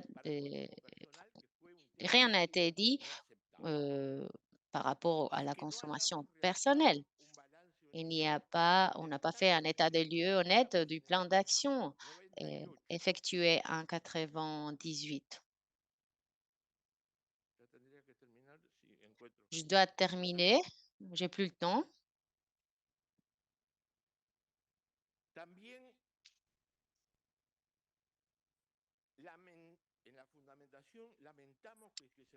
C'est vraiment dommage qu'on continue avec cette résistance dogmatique, c'est-à-dire on accepte le texte, un texte qui a sauvé des vies, c'est clair, mais dans la vie, il y a beaucoup d'éléments. En mai 2022, l'année dernière, la représentante de l'office du bureau des drogues du Biden, Madame Régine Laben, a mentionné que les États-Unis vont faire face à la crise des opiacés. Et depuis 2017, cela leur coûte 5 000 décès par an dus à des surdoses. La précédente UNGAS a eu lieu en 1998 et Kofi Annan, en tant que secrétaire général, a prouvé un plan d'action absurde. Il a dit qu'en 10 ans, on allait éradiquer toutes les plantations de cannabis et de pavots. C'est ce que Kofi Annan a dit à l'époque. Et il a même porté un toast célébrant l'objectif d'un monde sans drogue. Moi, je reconnais l'honnêteté intellectuelle de Kofi Annan, déjà décédé. En avril 2016, avant l'UNGAS, Kofi Annan a publié un célèbre article dans le Huffington Post où il a dit It's time to legalize drugs. Il faut légaliser les drogues. Je vous le recommande. Et puis, je termine.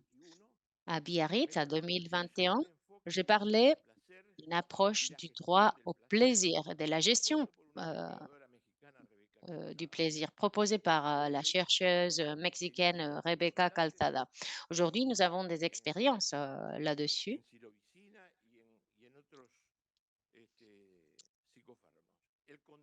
Et le contrôle des drogues ne peut ignorer ou violer des droits. Le droit au plaisir est un droit qu'il faut respecter. Le droit à la vie et à la jouissance de notre corps doit être préservé tant que nous respectons les libertés d'autrui. La criminalisation de la possession, de la consommation personnelle des drogues constitue une attaque violente contre les gens. L'approche de guerre contre la drogue lancée en 1972 par le président Nixon était au service du déploiement géopolitique des bases et du personnel militaire américain en Amérique latine. Et ça nous a coûté 1 million de morts. C'est l'heure de la métamorphose, de la pleine jouissance des droits de l'homme et de la préservation du développement humain. Dans tout le cas, il est temps de lutter contre la corruption, qui est la drogue addictive qui génère le plus de dégâts et qui mine gravement la démocratie et la coexistence. Il y a une déclaration qui a été estampillée, quel paradoxe, dans une feuille de chanvre. Nous tenons ces vérités pour évidentes, que les hommes sont créés égaux, qui sont dotés par leur créateur de certains droits inaliénables, que parmi ceux-ci se trouvent la vie, la liberté et la recherche du bonheur. On ne parle pas du bonheur comme un droit, mais le droit de rechercher le bonheur. La recherche du bonheur est aussi un droit et sa réalisation un bien social. Merci beaucoup. Pardon. Mais j'ai encore un mot à vous dire. Ne partez pas tout de suite. Nous avons, après l'excellent After the excellent No se vayan communication, we todavía. have a Nos few quedan unos minutes with unos Mrs. minutos Ruth Dreyfus, para who's going to talk escuchar, about how the para struggle escuchar has been unas defined by her, palabras if you sobre la agree. lucha. So,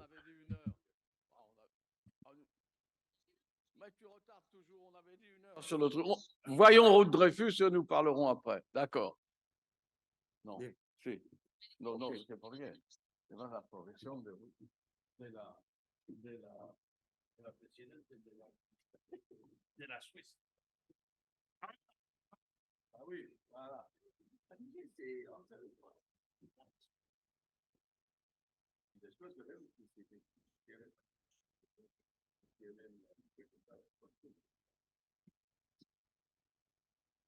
Est-ce qu'on pourrait justement dans ce même dans la suite de ce que vous venez d'exposer, peut-être parler aussi à ce moment-là de la démarche politique qui vous a permis de convaincre des gens. Je parle d'exemple suisse. Est-ce que vous nous expliquiez hier comment les Suisses, on peut être à la pointe du combat de la réduction des risques et du soin toxicomane? On se demande souvent pourquoi la Suisse, qui est un petit pays plutôt conservateur, a réussi pendant 3 décennies à peu près à modifier sa pratique et finalement aussi ses lois sur la politique en matière de drogue. D'abord, il faut dire que c'est un pays conservateur, mais c'est un pays très pragmatique. Et lorsque une crise éclate et que l'on ne sait plus très bien comment y faire face, il y a une disponibilité assez grande dans le public aussi à dire ben, essayons autre chose, ou à faire confiance à ceux qui leur disent on essaye autre chose. Mais cela va plus loin. La politique suisse est caractérisée par un régime qui fait participer en fait non seulement tous les partis, mais la population dans son ensemble à des décisions majeures ou mineures d'ailleurs. On vote sur beaucoup de choses, c'est notre sport national puisque nous avons l'occasion de voter 4 fois par année sur les sujets les plus divers et parfois les plus complexes. Et donc, il est absolument important de créer les bases pour des décisions qui soient acceptables par la majorité. Et encore une fois, la majorité de la population, in fine, puisque le Parlement peut prendre une décision, mais il peut le prendre à la raclette, comme on dit, et dans ce cas, il est à peu près certain qu'un référendum sera demandé et qu'en votation populaire, une décision du Parlement prise à la raclette sera rejetée. Donc, il y a une obligation, je dirais, de trouver le consensus. Je préfère d'ailleurs le terme consensus au terme compromis, parce qu'il s'agit vraiment du résultat d'une négociation, du résultat d'une mise en lumière, si vous voulez, des différents intérêts et ensuite de la recherche de quelque chose qui pourrait être acceptable par une large majorité. Dans ce sens-là, il est aussi important de souligner que le gouvernement de la Suisse est un gouvernement de tous les grands partis nationaux. Et donc, le gouvernement n'est pas, et qu'il est collégial, c'est-à-dire que les décisions sont prises par l'ensemble de ses membres, alors qu'ils viennent d'une droite plus que solide jusqu'à un parti socialiste qui est un des plus, comment dire, un des plus avancés, enfin, des plus revendicateurs de toute l'Europe, parce que le parti lui-même a la liberté de demander beaucoup et le membre du parti qui est dans le gouvernement a la tâche de le négocier. Et finalement, le résultat est effectivement ce que vous pouvez appeler un compromis. Parfois, il est boiteux. Et alors, il faut l'accepter et remettre l'ouvrage sur le métier à la prochaine occasion. Cela signifie que l'opinion publique demande à être informée. Et elle demande non seulement à être informée, elle demande disons, d'être convaincue, bien sûr, et d'être convaincue non seulement par des leaders politiques, mais d'être convaincue aussi par des scientifiques. Et c'est dans ce sens-là que la politique drogue en matière de Suisse a été accompagnée vraiment d'un grand nombre d'évaluations de ce que nous mettions en place. Certaines de ces mesures ont été rejetées, comme par exemple l'idée de masser les consommateurs en un lieu pour les atteindre d'un côté, mais pour défendre l'ensemble de la ville par ailleurs et du quartier. Ceci a été, je dirais, une catastrophe qui nous a beaucoup appris, mais à laquelle, au contraire, nous avons trouvé d'autres solutions sans perdre justement le contact qui avait été possible avec les consommateurs rassemblés dans ce qu'on appelait les needle bars. Donc, pragmatisme et recherche de consensus, c'est deux caractéristiques, plus l'évidence scientifique qui est réclamée lorsqu'on prend une décision. Alors, dans le cas de la politique drogue en Suisse, j'ajouterai un autre point, je l'ai déjà brièvement évoqué, c'est l'urgence sanitaire. À la fin des années 80, la Suisse avait un des plus hauts taux de sida d'Europe et il avait une augmentation massive d'injecteurs d'héroïne. Donc, il fallait absolument trouver une solution. Et quand je dis absolument, c'est que c'était une question de vie et de mort. C'est à ce moment-là que la première salle de consommation supervisée a été ouverte à Berne en 1986 et j'insiste sur le fait que Berne est une ville plutôt conservatrice, tranquille, c'est la capitale du pays. Et puis, il y en a eu d'autres, et puis il y a eu, bien sûr, il y avait déjà eu les échanges de seringues, s'y sont ajoutées d'autres mesures, le drug checking, bien sûr, des mesures aussi de prise en charge sociale et psychologique, et le fameux traitement de substitution. Nous avions une très longue expérience de la méthadone déjà. Je crois que nous étions pionniers en Europe pour les traitements de substitution à la méthadone. Et nous avons bien dû constater, les médecins nous ont dit, et nous les avons écoutés, que tous ne pouvaient pas rester vraiment dans un traitement à la méthadone, qu'ils l'abandonnaient, qu'ils n'agissaient pas bien.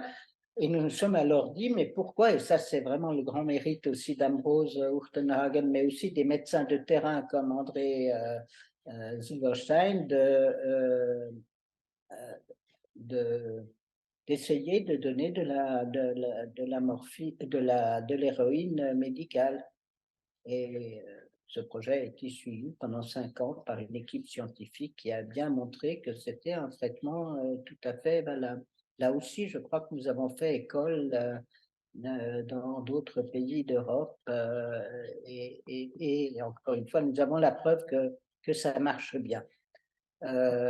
Voilà les principales, disons, innovations. Mais encore une fois, ce qui compte, c'est peut-être tout autant que les innovations, c'est la philosophie qui sous-tend tout cela. Et cette philosophie, elle est très simple. Life matters.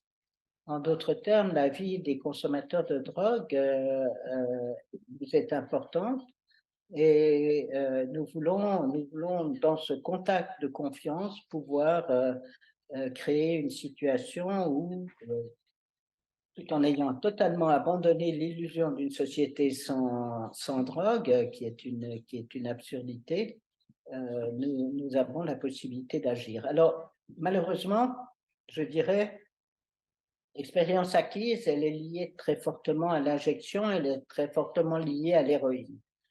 Et puis, il y a des nouvelles substances et il y a des nouveaux modes de consommation, et il faut trouver de nouvelles solutions. Nous avons actuellement, malheureusement, une population qui commence à consommer du crack. Et c'est une population pour laquelle nous n'avons pas encore trouvé toutes les solutions, mais nous allons, par exemple, dans ma ville, ouvrir un local spécial d'accueil pour ces consommateurs, parce que actuellement ils perturbent plutôt les services déjà existants pour d'autres consommateurs de drogue. Et nous allons surtout nous occuper d'abord de leur plus grand risque. Leur plus grand risque, c'est de mourir de faim, c'est d'être totalement épuisés parce qu'ils ne dorment plus, c'est d'être déshydratés parce qu'ils ne boivent plus. Et donc là, la première réponse, elle doit être à ce niveau. S'ils continuent à se laisser mourir par dépendance à une drogue extrêmement addictive, extrêmement puissante, extrêmement frustrante, dès qu'elle son effet disparaît, d'autres mesures sont nécessaires. Donc, il faut continuer à travailler. Encore une fois, les substances changent, les personnes changent, l'âge des personnes change. Et si je me permets une dernière remarque à ce propos, nous avons un très joli problème actuellement à résoudre. Un gros problème et un très joli problème, c'est les consommateurs d'héroïne des années 80 et des années 90 ont vieilli. Certains vont dans des installations, enfin dans des établissements médico-sociaux, d'autres ne sont plus capables de venir chercher l'héroïne prescrite, et donc d'un côté, il faut pouvoir le leur envoyer à la maison, ce que nous avons d'ailleurs dû développer pendant le Covid également, et d'un autre côté, il va falloir que dans les institutions médico-sociales, l'accès à l'héroïne soit également possible. Quand je dis que c'est un joli problème, c'est que nous ne l'aurions pas si nous n'avions pas agi plus tôt. Ces gens seraient morts.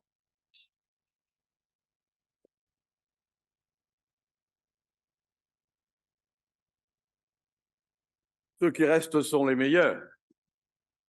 Alors, Maintenant, quand même, je vous libère. Je vous remercie de nous avoir fait courir de la France de façon très complète et des organisations internationales de ces bureaux que personne ne connaît.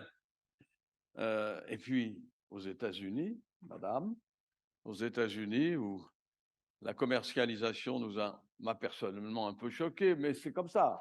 Si nous allons vers une ouverture complète de ces substances, commencer par le cannabis, bien entendu, il y aura cette commercialisation un peu spectaculaire et il y aura aussi probablement des pays dont l'économie sera comparable aux autres économies. Et c'est un peu moins poétique, mais c'est comme ça qu'il faut aller.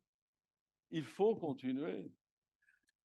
Ensuite, nous avons eu l'Espagne, et l'Espagne, enfin la Catalogne, et la Catalogne nous a donné beaucoup d'espoir dans cette pratique quotidienne et cette pratique scientifiquement surveillée. Bravo. Je dirais à mon camarade, l'ancien coprésident, El Compañero Romani, que j'ai été frappé par sa décision très latino-américaine et par toutes les perspectives qu'il nous offre. Merci beaucoup. Alors maintenant, on ne va pas commencer à discuter. Si vous avez des questions à poser, je vous signale que vous pouvez le faire. Pour ceux qui restent, vous pouvez aussi aller boire un coup et peut-être aller déjeuner, je ne sais pas. Mais Jean-Pierre, j'ai fait ce que tu m'as dit. Hein? Eh oui, nous sommes dans les temps. Merci à vous. Ah, voilà une question, comme d'habitude, au même endroit. Oui, allez-y. Bueno, es una pregunta para Joan Colón. C'est une question pour Joanne. Chère Joanne, il y a quelques années, ici même, tu nous avais présenté une question sur l'héroïne orale. Et, de ton intervention, en fait, j'en déduis que vous avez pu faire l'étude dont tu nous avais parlé au préalable avec des patients. J'aimerais que tu nous parles des entraves j'ai vu que le résultat était bon et vous avez obtenu un bon résultat. Et qu'est-ce qui vous empêche quelque part d'aller plus loin et de proposer aux patients c'est la possibilité de pouvoir accéder à l'héroïne orale? Je crois que c'était la voie. Tu nous avais parlé de ça, à différence de la Suisse et à différence d'autres endroits où c'est une héroïne injectée, médicalisée. Ici, on dirait que vous avez choisi l'héroïne orale. Alors, je me demande, je te demande le pourquoi et quelles sont les entraves à la mise en place de cela. Merci beaucoup de ta question. En fait, nous, au début, on a fait une étude clinique que l'a partagée avec Monsieur Miguel Casas. C'est une étude que nous avions faite il y a très longtemps. Nous avons comparé la morphine et donc l'héroïne et la méthadone orale. Et on a constaté que c'était parfait. Personne n'identifiait la substance qu'ils étaient en train de prendre. Ils nous disaient, il va falloir que vous donniez autant de doses d'héroïne que vous n'allez pas pouvoir tenir Et au deuxième jour, on pouvait stabiliser et ni les patients ni le professionnel savaient ce que le patient était en train de prendre. Donc, on a eu des très bons résultats. C'est ainsi qu'on a décidé d'aller de l'avant. Mais nous croyons que nous avons assez d'évidence. Actuellement, il faut aller vers la pratique. Mais la barrière est à jour d'aujourd'hui, Catalogne n'a pas une compétence, n'est pas de son ressort. Nous ne pouvons pas donner de l'héroïne, que ce soit orale ou autre. Nous ne pouvons pas le faire. Nous avons besoin que l'Agence espagnole des médicaments nous le permette, nous octroie quelque part l'autorisation et le permis. Et nous sommes en train de travailler avec l'Agence espagnole du médicament pour ils nous permettent de tester et à partir des expériences existantes dans d'autres pays. Nous croyons que nous n'avons pas besoin d'autres études pour ce type de patients. Ces patients que j'ai essayé d'identifier, c'est-à-dire des patients qui ont des échecs avec la méthadone ou autre chose, qui ne vivent que dans l'échec. d'autres qui, même donc ayant un traitement, continuent à consommer d'autres substances et des gens qui vont s'injecter de la méthadone. Nous croyons que cela représente le 10% des personnes qui prennent des opiacés et qui sont 700 personnes. Alors, c'est 700 personnes-là qui pourraient bénéficier de cette politique. Et c'est un peu ce que nous avons envoyé à Madrid. On leur a dit, nous avons 700 usagers qui pourraient quelque part se bénéficier de ce dont ils ont vraiment besoin, notamment l'héroïne. Et on est là, on travaille là-dessus. Alors, encore une autre question? Oui, il y a une autre question là-bas au fond. Moi, je pense que le plus grand ennemi, c'est l'ignorance. Et le problème est que l'ignorance, elle est Vous parlez répandue. trop dans le micro, je ne comprends rien. Ah, comme ça va? Oui. C'est mieux. Donc, je dis le plus grand ennemi, c'est l'ignorance. Et comme l'ignorance est partagée entre les politiciens et les électeurs, et que si quelqu'un prend une position qui est en dehors de la rationalité, mais qui fait plaisir aux gens, eh bien, à la veille des élections, on aura toujours des déclarations fracassantes. Bon, je suis belge et donc le principal port de conteneurs du monde, c'est Anvers, et donc il y a des trafics de cocaïne très importants et donc des meurtres. Et donc, un homme politique belge a dit, mais il faut condamner les consommateurs, c'est eux qui sont responsables des morts, comme chose stupide, mais ça rapporte des voix.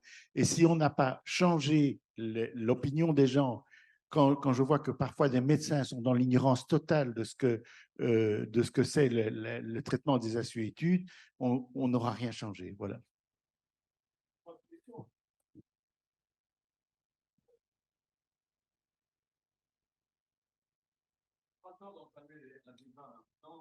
À propos des attitudes politiques et des certitudes qui vous sont assénées de temps en temps. Ce que je peux dire, c'est que les choses évoluent. Ce qu'on a entendu ici et la façon dont tous ces documents nous ont été présentés témoignent d'une évolution des mentalités et des positions à travers le monde qui est notable. Alors que maintenant, il y a, ci ou là, en particulier en France, bien entendu, des attitudes rigides, ça ne nous étonne pas. Nous avons passé notre vie à essayer de les modifier, parfois de les attaquer. Et théoriquement, une loi sera proposée dans notre pays. Quand, j'en sais rien, parce qu'il y a beaucoup d'événements et beaucoup de violences et beaucoup de problèmes politiques à travers le monde, vous l'avez remarqué. Bon, donc, ce n'est pas très favorable à la discussion d'une loi qui pourtant devait être présentée cette année pour faire évoluer le système de soins et en particulier les positions par rapport aux divers toxiques. J'ai déjà dit à propos du rapport Roch, nous devions entendre Bernard Roch ici, mais il est un peu malade pour le moment. Nous avons considérablement changé les attitudes. Ça sert, bon, enfin, il faut le rappeler, ça ne sert pas à grand-chose, mais tous les sondages en France donnent 70 à 80% de gens qui veulent modifier le système et qui ont une attitude beaucoup plus ouverte par rapport aux différents toxiques, et en particulier par rapport au cannabis. Donc, on ne peut que se féliciter, ce n'est pas suffisant, bien sûr, ce n'est pas suffisant. C'est très insuffisant même, mais voilà l'évolution de ce pays. Et quand Ruth Dreyfus disait que la Suisse est un pays conservateur par rapport à la France, ce n'est pas vrai. Ce n'est pas vrai du tout. Nous sommes beaucoup plus conservateurs, et pas seulement dans le domaine du cannabis ou dans le domaine des drogues différentes qu'on a présentées. Nous sommes un pays qui a des attitudes politiques souvent, et en tout cas des attitudes sociales, la France, très conservateur. Alors maintenant, je crois que cet après-midi, Patrick Ebra est chargé, comme nous le fûmes, M. Romani et moi-même, de la présidence d'une séance. Si vous voulez, on peut en reparler. Moi, je serais très content de vous dire, un par un, mes amis sont là pour témoigner, de tous les obstacles que nous avons affrontés pour finalement tomber dans une indifférence totale. Comprenez, à la fin des choses, rien n'a changé en réalité. Alors bon, moi je serais très content d'en parler, mais alors bon appétit, maintenant ça va comme ça, hein. Merci.